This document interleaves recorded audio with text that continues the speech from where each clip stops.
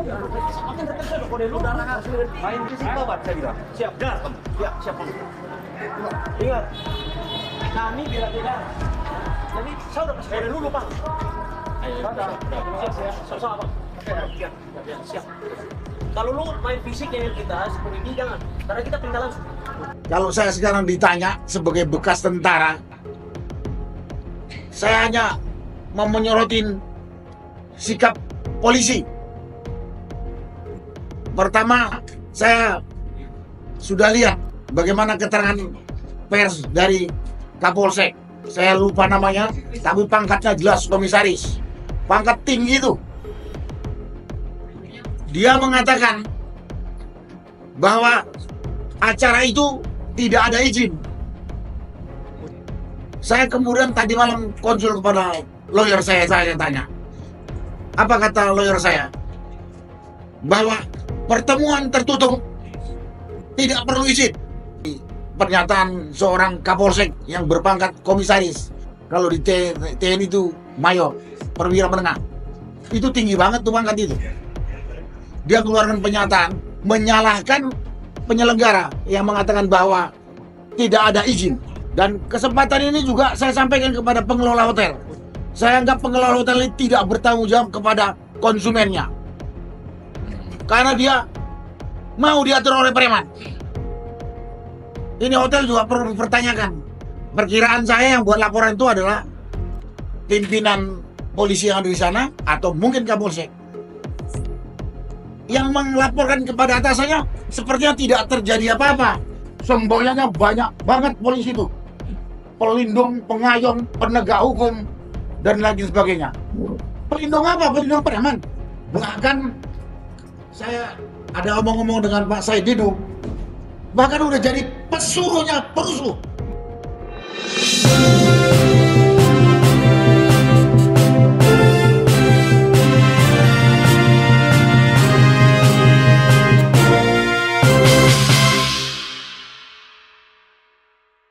Assalamualaikum warahmatullahi wabarakatuh.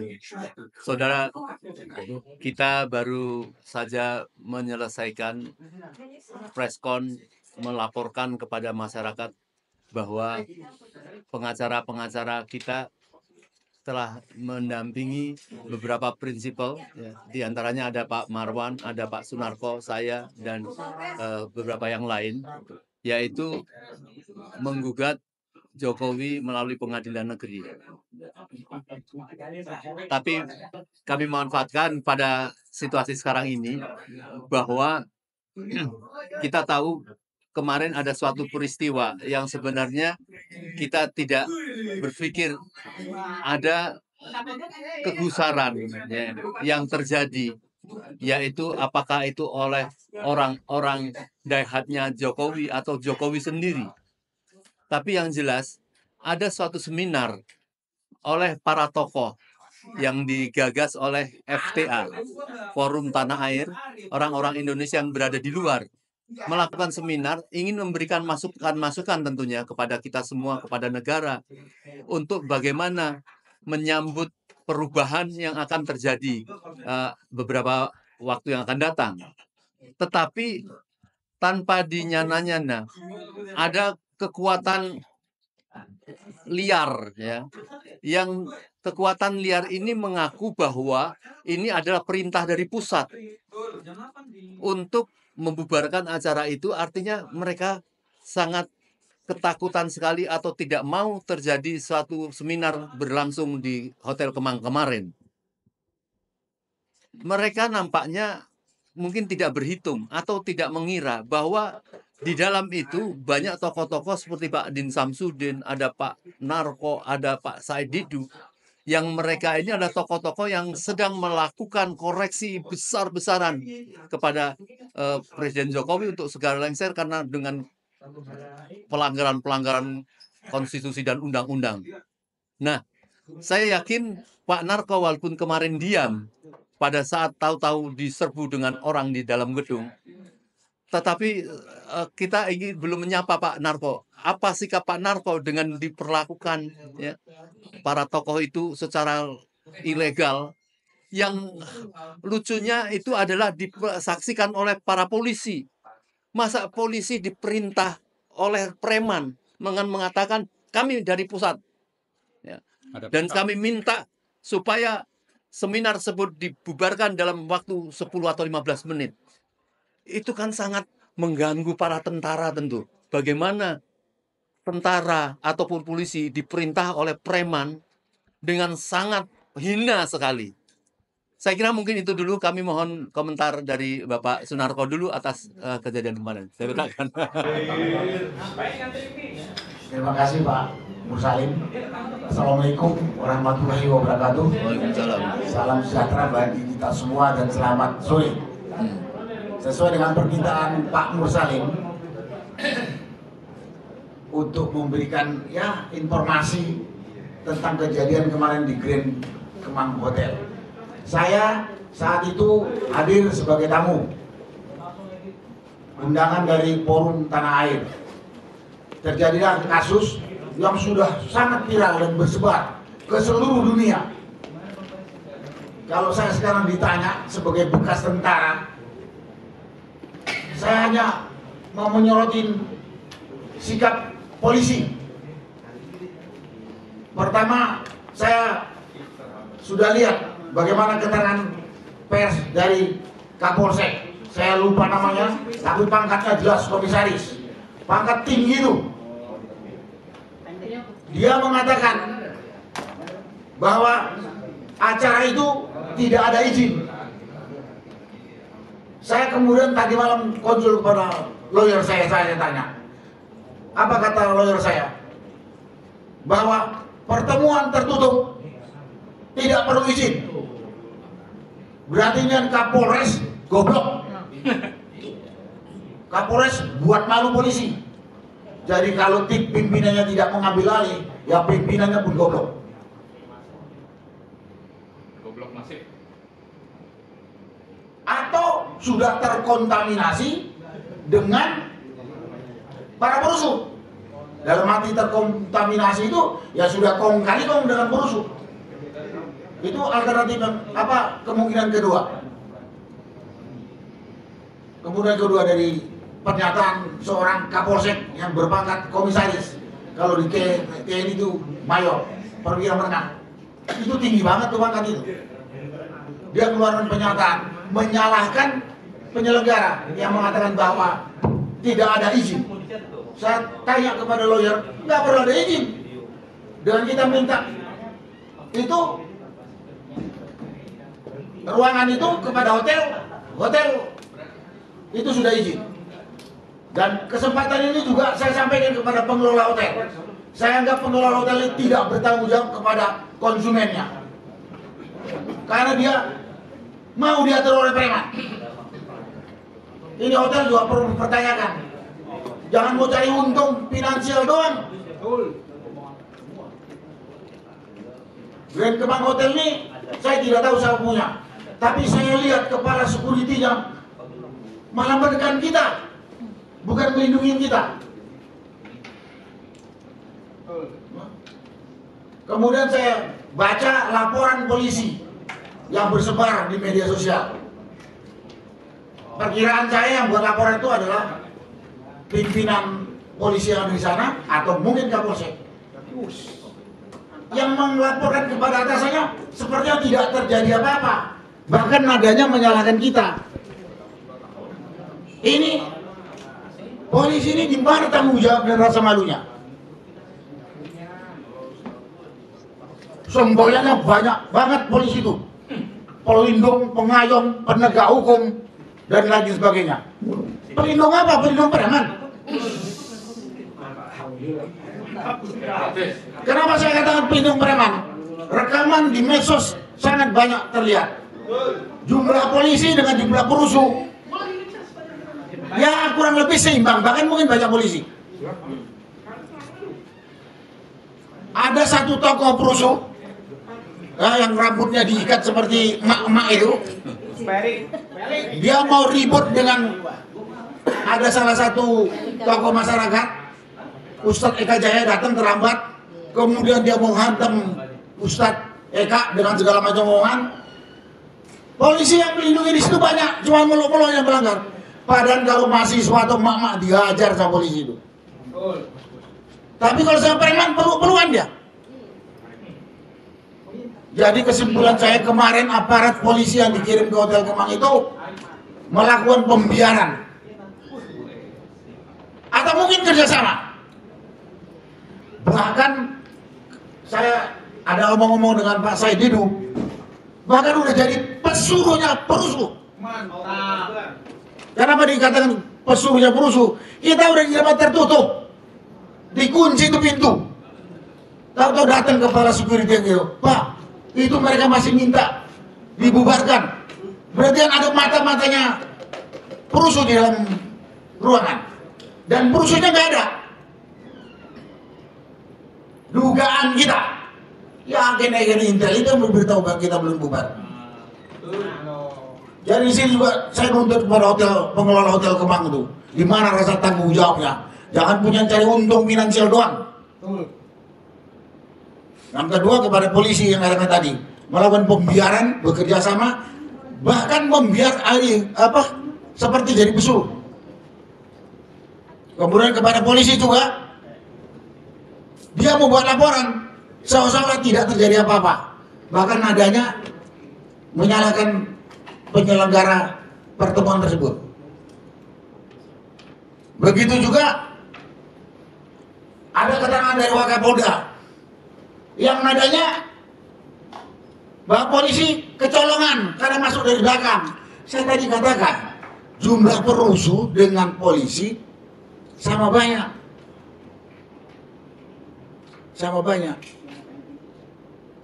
Makanya kita menduga itu pembiaran atau kerjasama.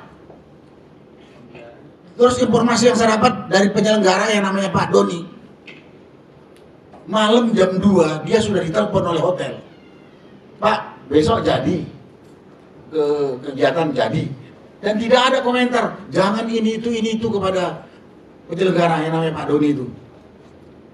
Dan 5 menit sebelum penyerbuan yang mendadak itu, Pak Doni itu ada di luar pintu, sudah dikasih jaminan oleh seorang pimpinan polisi yang mengatakan bahwa Pak dijamin tidak akan ada mereka bisa masuk ke sini. Silakan saya pertanggungjawaban keterangan saya ini. Tahu-tahu 5 menit kemudian masuk itu kira-kira 10 orang menyerbu ke sini, dan kita di dalam itu ibu-ibu dan orang tua seperti saya ini, termasuk Profesor Bin Samsudin dan banyak lagi, itu ketua FPI itu Pak Tata, kesadaran juga orangnya sudah usianya sudah kepala 7 menghadapi preman-preman itu. Kesimpulan saya sekarang sini berarti kita rakyat perlu juga menyiapkan pengamanan. Jadi mungkin kalau mereka bisa buat satuan bawah tanah Jokowi, kita juga perlu bikin satuan untuk pengamanan. Jadi Laskar Betawi, ormas ini, orang itu perlu dipelihara lagi, karena kita tidak bisa mempercayakan keamanan kita kepada polisi. Kita tidak bisa mempercayakan keamanan diri kita kepada polisi. Dan pengalaman ini saya sudah alami juga di daerah. Saya pernah berhadapan dengan kelompok polisi di Kalimantan Selatan. Polisi yang sudah dikendalikan oleh pengusaha hitam. Dan sekarang juga sedang terjadi pertarungan pengusaha dengan pemilihan di Kalimantan Timur, lengkapnya di Tenggarong, di mana sangat terlihat bahwa polisi itu membela pihak-pihak yang finansialnya kuat. Nah, karena itu pada kesempatan ini saya coba mengatakan kita mungkin perlu kembali membuat laskarkah? Jangan usah laskar, ya kelompok pengamanan lah. Di Betawi ini kan ada laskar pendekar, karena kita nggak bisa percaya. Hari ini antisipasi Pak Munarman hebat, daripada kayak besok dibawa itu remaja-remaja masjid dengan kelompok ini ya, apa namanya itu, FPI, untuk mengamankan, daripada nanti diserbu lagi gitu. Ya itulah yang perlu kita. Jadi yang pernyataan saya ini kita perlu pikirkan Kita mungkin perlu hidupkan lagi Laskar itu. Karena kita harus menghadapi Laskar Preman yang kemarin mengatakan satuan bawah tanah Jokowi. Kalau kita konyol, kita tidak bisa percaya kepada polisi lagi. Kejadian kemarin terlihat sekali peluk-pelukannya, bahkan ada rekamannya ada. Sampai cium tangan. Saya dapat berita dari atas. Preman itu ngomong kepada polisi. Hebat kan? Preman itu ngomong kepada polisi. Saya dapat perintah langsung dari atas. Rekaman ada. Nah ini kan mengusik kita semua rakyat. Kita juga gak ingin mati percuma. Kita perlu memperlakukan perlawanan kalau diserang preman-preman bangsat ini kan. Dan berikutnya kita lihat diusut benar oleh polisi pelaku ini atau dagelan kayak kasus kilometer 50 atau kayak kasus Kanjuruhan. Itu pengadilan dan penangkapan dagelan. Apakah ini dagelan lagi? Kita lihat perkembangannya.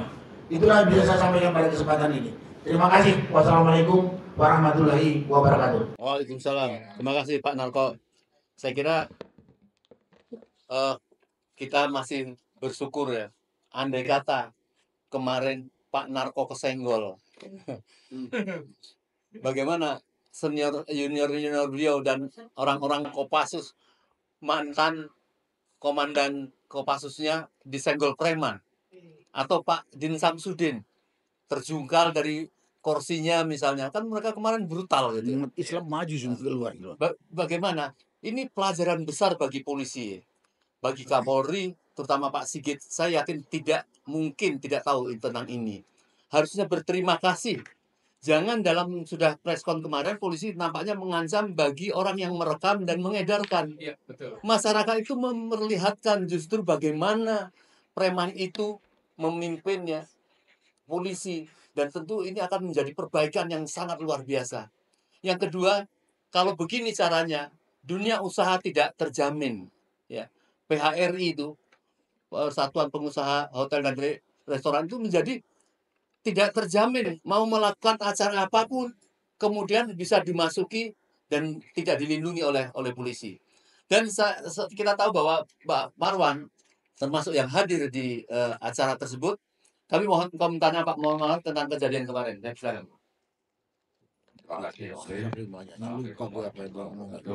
Banyak Pak.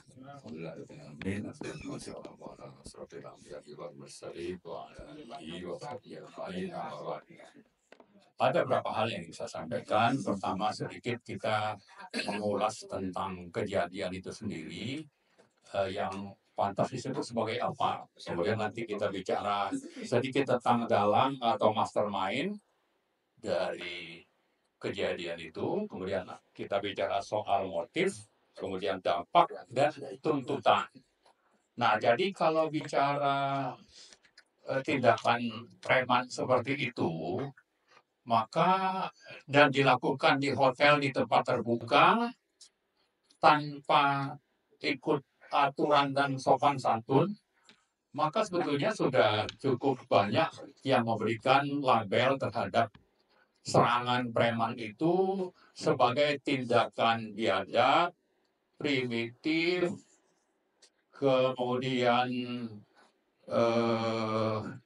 hal yang meruntuhkan martabat bangsa dan sebagainya juga. Ini tindakan yang memalukan kita sebagai bangsa, yang acara itu disiarkan secara langsung ke seluruh dunia, dan itu bisa difahami bagaimana video tentang serangan itu bisa diketahui oleh masyarakat di dunia. Jadi kita bisa saja dilabel sebagai bangsa yang primitif, yang masih biadab. Kenapa? Karena acara resmi seperti itu ada pengawal polisinya pula lagi. Itu bisa terjadi gitu. Nah, itu satu hal. Kemudian yang berikutnya kita bicara tentang fakta dari video dan setelah serangan, bagaimana preman-preman itu berinteraksi dengan polisi pengawal.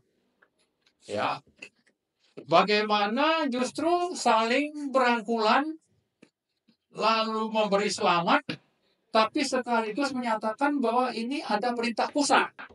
Sehingga tindakan yang harusnya polisi itu kalau ada yang brutal dan biadab primitif seperti itu melakukannya di tempat lain, pasti kalau yang namanya SOP polisi itu dijalankan dengan benar, polisi sudah pasti menangkap. Tapi kalau justru saling berangkulan, kasih selamat, sukses, dan ini ada tools begitu ya. Kalau kita bicara ada sesuatu yang saling menguntungkan bagi yang sedang berinteraksi, maka ini sudah bisa dikatakan bahwa ini satu kesatuan. Ya, itu catatan penting yang perlu kita tanamkan kepada publik bahwa preman tadi dengan polisi sebetulnya berasal dari satu mastermind yang mungkin sama, sehingga mereka tidak melakukan tugas atau polisi ini tidak melakukan tugas yang sesuai dengan SOP sebagai pengayom atau yang menciptakan keamanan bagi masyarakat, bagi rakyat, dan bagi kepentingan investasi, misalnya bagi kepentingan masyarakat dunia, bahwa ini terbuka, ini disiarkan. Nah, karena itu kita melihat fenomena hubungan yang begitu mesra antara pelaku primitif biadab ini dengan polisi, kita sangat meyakini, dan ini memang sifatnya spekulatif. Silakan saja, tapi fakta itu memang ada di video. Dan jangan juga masyarakat itu diancam dengan tadi yang disebutkan Om Lin, bahwa siapa yang menyebarkan itu akan ditangkap atau itu dilarang. Ya itu sudah beredar jauh hari sebelumnya, dan itu sudah kemana-mana, dan itu menjadi viral. Maka jangan ingkari fakta bahwa ini satu kesatuan yang mestinya perlu kita tuntut. Jadi mastermind-nya itu bisa petinggi polisi, atau bisa lebih tinggi dari polisi, atau bisa juga oligarki atau konglomerat hitam yang merasa terancam dengan berbagai kegiatan advokasi yang dilakukan oleh para tokoh yang ada di dalam. Mereka terancam, atau rezim ini dendam. Jokowi misalnya tidak suka kita terus mengkritik, padahal kita juga punya alasan, termasuk acara pada sore ini. Mereka merasa tidak nyaman, lalu ingin melakukan sesuatu, lalu bersatu memakai preman, jasa preman untuk melakukan. Ini spekulasi saya, tapi saya menantang ini untuk dibuktikan di pengadilan. Nah, nanti poin terakhir saya itu adalah tuntutan. Tapi kita bicara mastermind, itu bisa ada petinggi polisi, atau yang paling tinggi, atau juga rezim Jokowi, atau oligarki yang punya kepentingan bagaimana supaya yang selama ini mereka terancam itu ingin ditunjukkan kepada kita, supaya kita tidak melanjutkan advokasi kita. Kemudian apa motifnya? Ini ada juga kemarin, setelah itu kita bahas. Bisa juga ada motif bahwa Jokowi yang selama ini berusaha untuk dapat jabatan 3 periode itu gagal, lalu mungkin juga Gibran tidak jadi dilantik. Dengan kondisi seperti itu ingin diciptakan suasana chaos, sehingga ada alasan untuk menerbitkan dekret bahwa terjadi situasi darurat. Ya, itu bisa juga ada spekulasi seperti itu. Tapi ada juga kepentingan, misalnya kalau kita baca beberapa hari yang lalu, ada penjelasan dari petinggi di Kapolda akan ada banyak pergantian Kapolsek misalnya, atau Kapolres, ya. Ini bisa saja ada yang disasar. Ada pertarungan antar petinggi-petinggi di kepolisian misalnya. Ada yang ingin menjatuhkan pejabat tertentu misalnya. Nah, ini hal-hal yang bisa menjadi spekulasi yang terus berkembang. Nah, tapi bagi kita motif ini bukan hal yang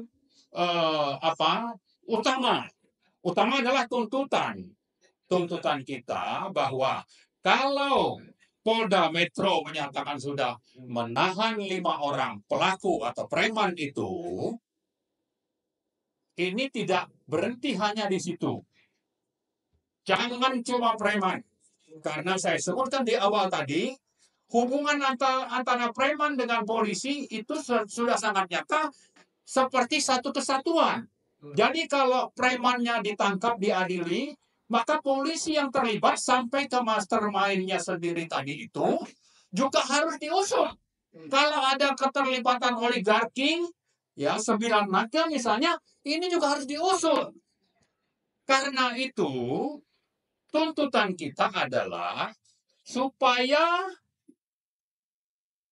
Jokowi menunjukkan bahwa ini bukan skenario-nya dia, bahwa ada spekulasi bahwa ini adalah bukan cara untuk menciptakan kondisi darurat supaya ada dekret untuk memperpanjang kekuasaan. Tunjukkanlah bahwa Anda memang tidak terlibat dengan mengusut ini sampai tuntas. Itu satu hal. Tapi yang kedua juga tuntutan kita adalah bahwa ini harus dibuka seluas-luasnya secara transparan, bukan saja oleh pemerintah, tapi juga oleh DPR, oleh misalnya lembaga yang memang relevan untuk menuntaskan. Siapa tahu memang ada keterlibatan dari pimpinan tertinggi di kepolisian atau malah Joko Widodo sendiri. Karena itu kita berharap seandainya ini tidak tuntas pada saat Pak Jokowi menjadi presiden, Pak Prabowo itu harus melanjutkan memproses hukum kejahatan ini dan bukan hanya dibatasi terhadap preman yang katanya ada 25 orang, baru ditangkap 5 orang, tapi juga sampai ke mastermind, termasuk aparat kepolisiannya itu harus ditangkap dan diadili, karena fakta di lapangan menunjukkan mereka justru bukan menjalankan SOP untuk menahan para pelaku brutal, tapi justru saling memberikan selamat dan berangkulan, sambil ada yang menyatakan bahwa ini ada perintah pusat. Nah, kalau sudah pusat itu siapa? Yang jelas itu ada di kantor Polri, bisa di kantor Kapolri. Artinya bahwa kalau perintah ini dari Sigit sebagai Kapolri itu harus juga diusut, ya, diusut keterlibatannya. Apalagi kalau itu nanti Kapolri ternyata ada perintah dari Jokowi, ini lebih parah lagi. Tapi ini sifatnya spekulasi. Nah, saya kira yang sangat penting adalah bahwa spekulasi ini tidak bisa kita terus biarkan berkembang sampai ke mana-mana. Karena itu kita ingin Jokowi bertindak sampai tuntas. Kemudian kalau ini tidak tuntas, kita menuntut yang namanya Prabowo Subianto sebagai presiden terpilih nanti setelah menjabat itu justru lebih mengintensifkan penyelidikan pengusutan terhadap kejahatan ini, karena biar bagaimana dampak dari tindakan preman-preman itu sudah menyebar ke seluruh dunia dan itu sudah mendapatkan citra negara kita ini rusak, terutama bagi investor. Nah, apakah Prabowo rela ya negara ini dianggap oleh negara-negara lain itu negara yang tidak aman karena hukum tidak tegak? Nah, sebaliknya, kalau ingin sukses, tuntaskanlah ini. Ya, dan itu saya kira tidak akan sulit kalau sudah jadi presiden. Nah, saya kira juga rakyat akan berada di belakang Prabowo Subianto seandainya dia punya tekad dan dibuktikan nanti dengan tindakan nyata setelah menjadi presiden untuk menuntaskan kasus brutal primitif ini yang sudah sangat memalukan bangsa Indonesia, tapi juga punya prospek akan merusak citra Indonesia dan bagi datangnya investasi ke dalam negeri kita karena tindakan tersebut. Jadi intinya kita ingin semua yang terlibat bukan cuma nangkap preman, tapi tangkap juga polisi yang sudah berangkulan, yang sudah bekerja sama dengan preman, dan tangkap juga siapa yang ada di balik ini, mastermind-nya, termasuk kalau ada keterlibatan konglomeratnya juga harus ditangkap sampai kepada Kapolri-nya. Dan saya kira itu tidak akan sulit kalau ada komitmen bagi penyelenggara negara, karena negara ini negara hukum dan proses hukum itu dijamin oleh konstitusi dan berbagai undang-undang yang terkait. Saya kira itu. Om Rin, terima kasih. Assalamualaikum warahmatullahi wabarakatuh. Baik, saudara, kita terima kasih atas sambutan atau evaluasi dari Bapak Sunarko dan Bapak Marwan. Dan perlu diketahui, jangan polisi melihat apa yang terjadi itu adalah merupakan suatu kebencian masyarakat kepada polisi. Jangan. Karena masyarakat juga marah melihat bagaimana para preman itu membentak-bentak polisi. Polisi punya pangkat, dibentak-bentak. Itu yang terlihat. Maka tentu tidak akan terjadi yang seperti ini pada masa-masa yang akan datang. Bahwa Pak Prabowo sebagai presiden yang akan dilantik bisa mengevaluasi bagaimana mestinya kepolisian, wajah polisi yang akan datang. Jangan sampai juga rakyat kemudian kebenciannya itu seperti melihat membeda-bedakan antara TNI dan Polri. Dia tidak percaya pada Polri, pokoknya sekarang menggunakan TNI, ini kan tidak sehat.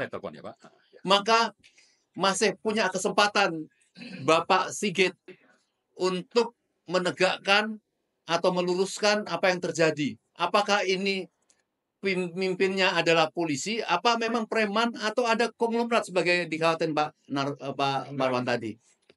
Baik, saya kira terakhir adalah melanjut dari hasil konferensi tadi, kita minta seluruh rakyat, seluruh pengacara di daerah-daerah, karena juga melihat bagaimana kejahatan-kejahatan Jokowi di hal-hal yang banyak. Tadi baru hanya masalah kebohongan.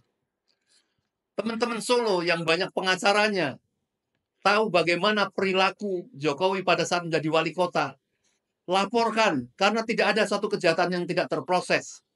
Ini syarat untuk menegakkan keadilan dan kebaikan negeri kita pada masa yang akan datang.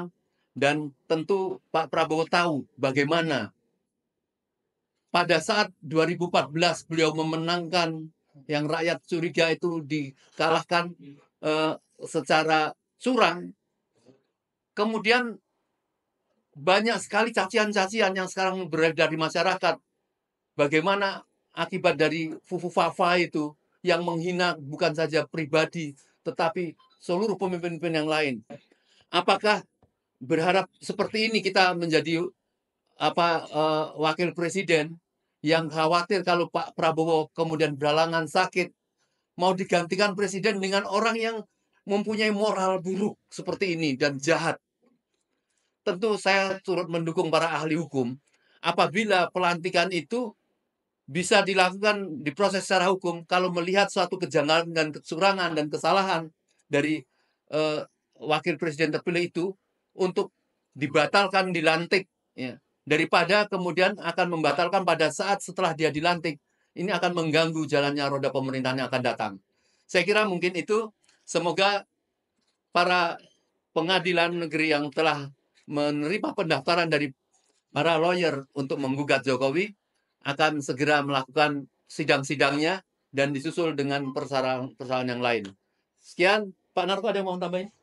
Selesai. Ya, baik. Assalamualaikum warahmatullahi wabarakatuh.